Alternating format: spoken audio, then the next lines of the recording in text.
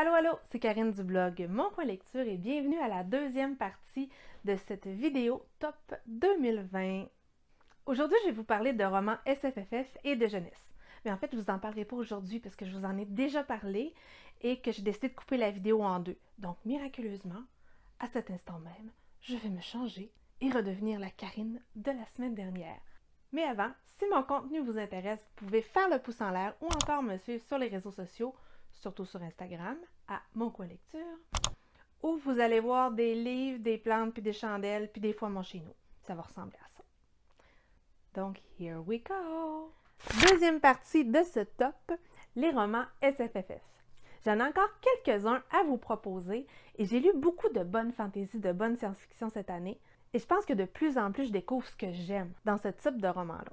Donc, mon énorme coup de cœur de la mort qui tue cette année, c'était Gagner la guerre de Jaworski.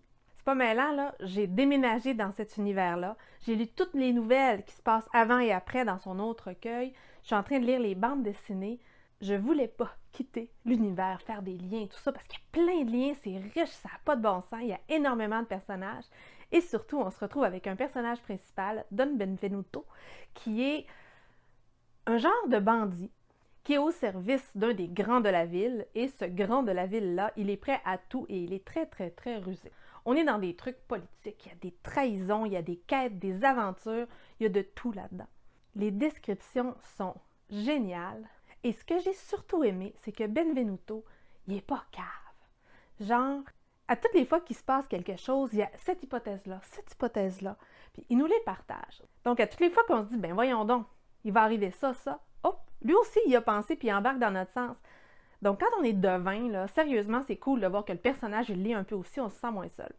Bon, Jaworski, c'est quand même assez lent. Il y a des bouts où il y a de l'action en fou, puis il y a des bouts qui sont beaucoup plus calmes. Ça ne plaira pas nécessairement à tout le monde, mais moi, ça a été ma découverte de l'année. Parce que oui, la guerre, on peut la gagner, mais il se passe plein de choses après. Qu'est-ce que ça veut dire, gagner la guerre? Et c'est toute cette question-là qu'on se pose. Jaworski, je suis à jour dans son autre série, qui commence par Même pas mort, et j'ai très hâte de voir la fin, mais c'est long, c'est long. Si vous avez le goût d'une bonne grosse brique de fantaisie, go for it, c'est génialissime. Maintenant, en science-fiction, une trilogie qui est celle du problème à trois quarts de Liu Cixin. Je ne suis pas sûre de comment ça se prononce. Ici, on est dans la hard SF. Et je vous dirai absolument pas de quoi ça parle. Parce que moi, j'ai aimé ne pas trop savoir où ça s'en allait au début. Ce que je peux vous dire, c'est qu'on est vraiment dans un truc qui est scientifique. On est vraiment dans un truc qui prend son temps, avec beaucoup de personnages, sur plusieurs années, voire même plusieurs centaines d'années. On commence pendant la révolution culturelle chinoise et on a une jeune fille qui voit son père se faire tuer par des jeunes étudiants qui dénoncent plein de choses. Ça commence là-dessus et ce personnage-là va avoir une influence sur l'avenir du monde. Encore une fois, c'est pas une histoire qui va plaire à tout le monde. Je le répète, c'est la hard SF. On est centré sur la science. Oui, les personnages, ils sont là. Il y en a qui sont horriblement misogynes. Il y a eu un bout que j'ai trouvé un petit peu long à lire, là. Dans le deuxième tome. Ceux qui ont lu comprendront. Mais en gros, ça m'a amené à un endroit où j'aurais jamais pensé aller et surtout, j'aurais jamais pensé aimer ça. Donc, si vous êtes curieux, vous m'en reparlerez. Une autre trilogie complète, la trilogie Red Sister de Mark Lawrence, qui a été traduite Sœur Rouge, Sœur Grise, non, Sœur Écarlate, Sœur Grise et Sœur Sainte, je crois. C'est une trilogie qui est complète, mais je pense qu'il y a une autre série qui va se dérouler dans le même monde. Je pense que le premier tome est sorti, mais bon, je radote. On revient sur la première trilogie. On est sur une planète qui est en train de mourir, en fait. C'est-à-dire que tous les pôles sont glacés et au milieu, il reste une petite bande de terre qui n'est pas glacée. Tout le monde habite sur cette petite bande de terre-là, donc on se dispute l'espace. Et l'histoire commence avec une enfant qui va être recrutée dans un couvent de bonnes sœurs assassins. On va la suivre dans ses apprentissages, la voir grandir, devenir adulte dans cette atmosphère-là. Et on a plein de jeux de pouvoir en arrière-plan. On a la mère supérieure, j'adore ce personnage-là, elle est géniale. On a plein de quêtes, plein d'aventures. Il y a une relation là-dedans que j'ai énormément aimée. On la voit se développer petit à petit, puis c'est rare que je suis quand même fan là, des histoires d'amour dans les romans, mais là, vraiment, je l'étais. C'est plein d'action, c'est plein de combats. La finale est capotée, j'en ai braillé à la fin. C'est une super bonne série de fantasy. C'est facile à lire. Go for it! L'année passée, le premier tome était dans mes tops et le deuxième est dans mes tops en 2020, c'est-à-dire The Dragon Republic, le tome 2 de The Poppy War. On est donc dans un univers fantasy basé sur une Chine imaginaire et il faut savoir que le personnage principal est loosely based sur Mao Tse-tung. Donc, on se doute que ça va pas super bien finir. Mais je sais pas, j'ai pas lu la fin, mais j'ai vraiment hâte qu'il est sorti. Je l'ai pas encore acheté, mais il faut que je le lise bientôt. Dans le deuxième tome, on est plus dans l'ambiance de la fin du premier. C'est-à-dire que le premier, on avait une partie qui était à l'école, on avait l'apprentissage, et en plein milieu, clash total, on tombait en guerre, on est encore en guerre, il y a des trahisons, il y a des quêtes, il y a des combats. C'est passionnant. Il y a un système de magie, il y a des dieux, il y a des tactiques, des trucs politiques, de la stratégie, il y a de tout. C'est top. Puis, ben, on est ailleurs, hein? On n'est pas dans le même genre de fantasy que d'habitude. Plus dans le fantastique. En tout cas, fantasy ou fantastique. Un peu entre les deux. Bref, Neil Gaiman et Terry Pratchett, Good Omens. Je l'ai lu parce que je voulais écouter la série, parce qu'il y a David Choux dans la série. David Choux étant David Tennant, étant le 10e docteur que vous voyez plusieurs fois derrière. Donc, j'ai lu le livre pour ça, mais je n'ai pas écouté la série. Mais j'ai bien fait de lire le livre parce que c'est hilarant. C'est super génial. Je suis fan de Gaiman, je suis fan de Pratchett. J'adore leur côté un peu absurde. Les jeux de mots, les références, il y en a partout. Mais bon, l'histoire dans tout ça, c'est qu'il y a un démon et il y a un ange qui sont sur la Terre. Et tout d'un coup, est annoncée la venue de l'Antéchrist. Bon, il y a tout un truc fucked up là, quand il naît. Mais en fait, c'est la fin du monde qui arrive. Mais imaginez-vous que nos deux bonhommes, là, ils haïssent pas ça, eux autres, être sur la Terre. Donc, il faudrait pas vraiment qu'il y ait la fin du monde. Alors, ils vont s'allier pour essayer d'empêcher la fin du monde.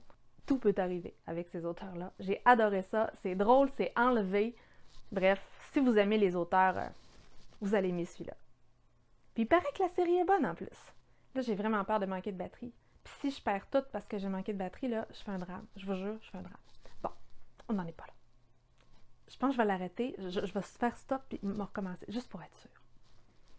Bon, je pense qu'il y a eu un changement de cadrage là, parce que la pile de livres sur lequel mon téléphone tient s'est complètement écroulée quand je faisais ce stop. Bref, l'histoire de ma vie. Le prochain titre, plutôt la prochaine série dont je vais vous parler, c'est celle d'Elisabeth von Harbour qui s'appelle Les Pierres et les Roses, qui commence par La Voix des Pierres, 3 bons gros tomes de fantaisie dans le style de von Harbour, c'est-à-dire un style très descriptif, très lent, avec beaucoup d'histoires en arrière, beaucoup de légendes, et moi c'est ce que j'aime. Surtout que dans cette trilogie-là, on est à peu près 1000 ans avant les événements de la série Reine de mémoire. Donc, on est dans le monde de Reine de mémoire, qui est une série où, entre autres, une religion qui se base sur le culte des saints Gémeaux, Jésus et Sophia. On est, entre autres, à l'époque de la naissance de cette religion-là. On va voir 2 époques en parallèle, dont ce début-là. Et c'est quand même passionnant d'aller dans la légende comme ça, parce qu'on voit l'histoire et on voit comment plus tard ça a été rapporté. C'est impossible de ne pas faire des liens avec ce qui a pu se passer dans notre vie à nous. Dans la trilogie, on suit plusieurs personnages principaux, mais on commence dans un petit domaine, quelque part en haut de la France. C'est en Bretagne? Je pense que c'est en Bretagne. Je ne m'en rappelle plus. En tout cas, en haut. Et dans ce domaine-là, on a 2 frères et une jeune femme du village dont la famille a toujours soigné tout le monde dans le château principal. Donc, on va suivre ces personnages-là à travers les années. On a des quêtes, on a des missions religieuses, mais on a aussi une vraie recherche de soi des personnages qui vont tenter d'expier quelque chose à leur façon. On a un personnage féminin qui est génial, qui refuse le sort qui lui est réservé et qui va faire tout ce qui est en son pouvoir pour réussir à aller plus loin et à réaliser ses rêves. Les relations sont intéressantes, elles durent sur les années, il n'y a rien qui est instantané dans tout ça, tout évolue. C'est génial. Si vous aimez la fantaisie qui prend son temps, je vous conseille Elisabeth von Harbour. Mais je suis vendue. Si vous me suivez depuis un petit bout, je pense que vous le savez.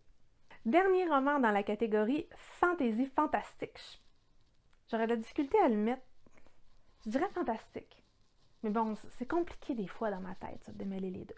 Vita Nostra de Marina et Sergei Diachenko, qui est un roman qui se passe dans une école. Vous savez comment j'aime les romans qui se passent dans des écoles, dans des atmosphères un peu fermées, les atmosphères bulles, comme je les appelle. Et là, on a une école extrêmement particulière parce qu'on a plein d'étudiants qui n'ont pas vraiment eu le choix d'être là, parce que s'ils n'y allaient pas, il allait arriver ben des malheurs. Donc, ils sont là, ils ne savent pas pourquoi. Ils ont toutes sortes de cours. Ils ne comprennent pas nécessairement le but de chacun de ces cours-là. Personne ne leur explique. On leur dit de faire telle chose. Et il y a quoi qui va arriver à un moment donné, tu vas tout comprendre, il va y avoir une illumination. Donc, on suit une jeune fille qui a un mentor, mais le mentor, c'est bien compliqué de savoir s'il est bon ou s'il est gentil parce que c'est pas évident. Pour aimer ce roman-là, il faut vraiment accepter de se laisser porter, d'accepter de ne pas tout comprendre et d'arriver à la fin et d'être un petit peu perplexe et de réfléchir pas mal pour voir qu'est-ce que c'est exactement. C'est un roman qui est basé sur les métamorphoses d'Ovide. Moi, quand je l'ai lu, je pensais que c'était un truc sur le passage à l'âge adulte. Tu sais, moi, je vois du passage à l'âge adulte partout parce que j'aime ça lire là-dessus. Pour moi, je voyais que ça fitait tout à fait. Tu sais, t'as pas le choix de devenir adulte. T'as pas le choix. Faut que tu y ailles, même si tu veux pas. T'es garoché là-dedans. Il y a des codes que tu connais pas. Ils ne t'expliquent pas. Tout le monde te dit « Ah, tu vas comprendre quand ça va être le temps. » Tu fais comme « Oui, mais là, je voudrais savoir où je m'en vais. » Quand on est ado, début adulte, on ne sait pas si ceux qui nous guident sont les bonnes personnes. Bref, je trouvais que ça fitait parfaitement. Mais non, c'est un truc sur les métamorphoses. On va y aller maintenant avec mes top jeunesse et young adult. Les deux premiers romans dont je vais vous parler se passent à New York. Toutes les deux ont un thème queer et des personnages queer. Donc, le premier s'appelle Like a Love Story de Abdi Nazemian. C'est un roman qui se passe dans les années 80. Et on a trois personnages principaux, dont un jeune homme qui est iranien, qui est arrivé à New York via Toronto et qui se sait gay. Mais lui, dans sa tête, être gay, ça veut dire mourir. Parce que à cette époque-là, c'est les années SIDA. Les personnes homosexuelles sont malades et meurent dans l'indifférence la plus totale. C'est une époque que je trouve personnellement terrible et qui vient vraiment me chercher.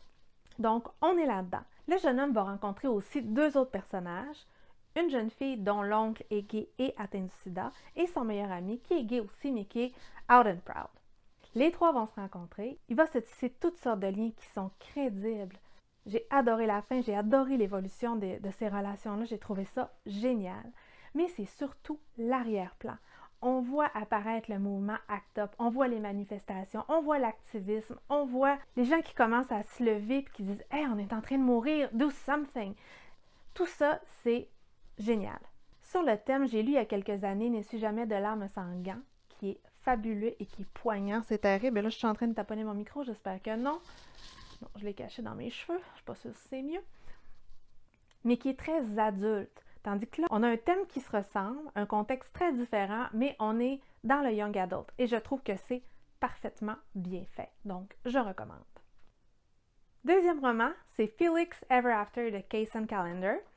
On est encore à New York, mais cette fois, à l'époque actuelle, on est dans une école d'art et le personnage principal, Félix, est trans. Il est noir. Il se questionne sur son identité et il trouve que ça fait pas mal de différence. Donc, il cherche vraiment sa place dans tout ça. Et l'histoire commence au moment où quelqu'un dans son école d'art décide d'utiliser son dead name. Il y a un nom en français, mais je ne sais pas là. Bref, l'ancien nom qu'il y avait avant. Et Félix va décider de se venger. L'histoire part de là, ça va aller très très loin. On a des personnages qui font des erreurs, on a des personnages qui sont extrêmement humains, qui se plantent, qui vont trop loin. Et on en a d'autres qui sont super solaires. Les relations là-dedans, elles sont tellement crédibles. C'est tellement comme ça à cet âge. On a des grands ados, là, 18-19 ans, je crois. Un petit peu plus vieux, dans ce bout-là. C'est pas vrai que tout le monde devient toujours les meilleurs amis du monde. C'est pas vrai que tout est pour toujours. J'ai vraiment trouvé que c'était représentatif de cette tranche d'âge-là. Il y a un réel questionnement sur l'identité. Une fois que tu t'es identifié comme quelque chose, est-ce que c'est obligé d'être pour la vie? Est-ce que tu as le droit de te questionner encore? C'est super bien fait. Sincèrement, je conseille. Il semble que je finis tous mes paragraphes par « je conseille ». Bref. Dans un tout autre genre, Songe à la douceur de Clémentine Beauvais. Et là, ce roman-là et moi, il fallait qu'on se rencontre. Pas le choix. Encore une fois, si vous me suivez, vous savez qu'entre le roman Eugène Onegin et moi, c'est une grande histoire d'amour. Hein? C'est un roman en vers de Pouchkine. Et ce roman de Clémentine Beauvais est adapté. C'est une version moderne de cette histoire-là. Là, je vais vous conter ma vie parce que ça serait pas drôle si je vous contais pas ma vie. Quand je lis de la poésie ou quand je lis Pouchkine, il faut que je le lise à voix haute. Et à un moment donné, je lisais Eugène. J'étais dans mon bain. Et là, il y avait trop d'émotions, trop intenses. Là. Fait que là, je me suis levée avec mon livre et j'ai commencé à déclamer. Et bien entendu, j'avais oublié que j'étais pas toute seule dans la maison. Mais on revient. songe à la douceur.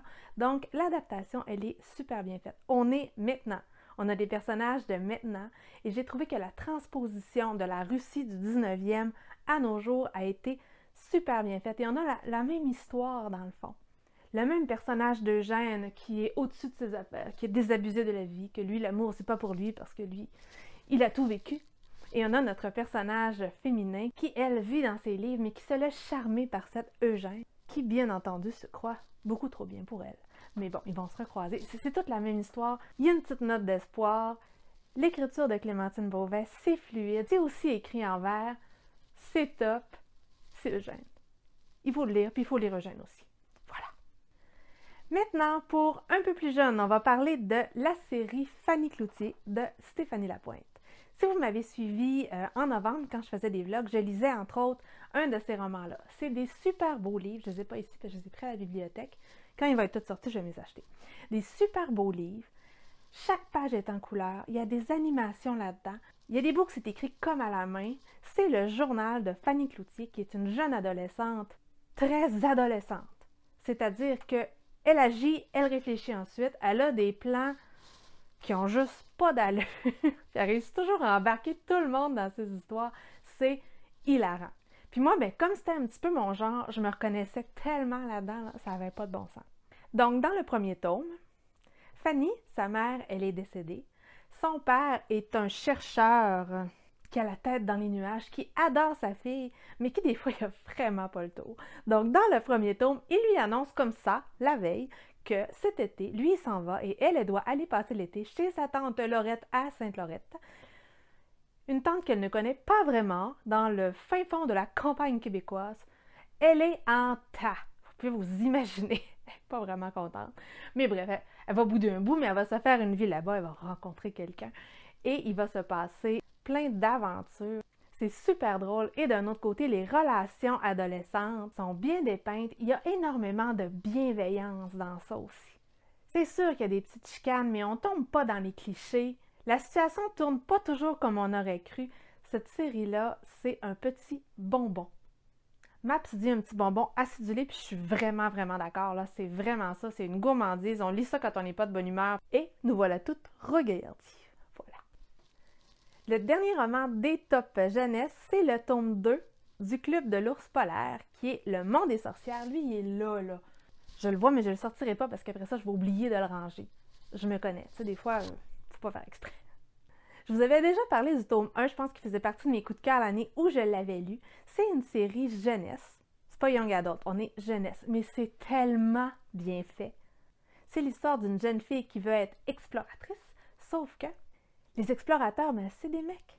Et elle vit avec son tuteur, qui est extrêmement particulier aussi, qui est super drôle, et il arrive des aventures incroyables. Dans celui-là, son tuteur, il est disparu. Donc, elle, avec ses amis, elle va décider d'aller le secourir. Rien de moins. Elle s'en va sur le monde des sorcières. C'est plein d'aventures, c'est des quêtes, et en même temps, ça se passe rarement comment on pense que ça va se passer. En arrière-plan, on a toute la recherche d'identité de notre personnage principal. Si vous avez des jeunes, je dirais, bon lecteur 8 ans, 9-12, là, c'est parfait. C'est divertissant, c'est haletant, c'est prenant. Go for it, c'est de la bonne littérature jeunesse. J'ai tellement hâte que ma nièce soit rendue là pour lui faire lire. J'ai pas réussi avec mes neveux, mais ma nièce, elle aime lire. Bref, c'est bien. Donc, ça fait le tour pour mes top livres avec des mots. Il me reste encore une douzaine de bandes dessinées à parler, mais je vais le faire dans une autre vidéo. Donc, si vous avez aimé ça, le pouce. Et n'hésitez pas à vous abonner si ça vous tente. Je poste pas tellement souvent, je ne serai pas gossante, là. J'y vais juste quand ça me tente.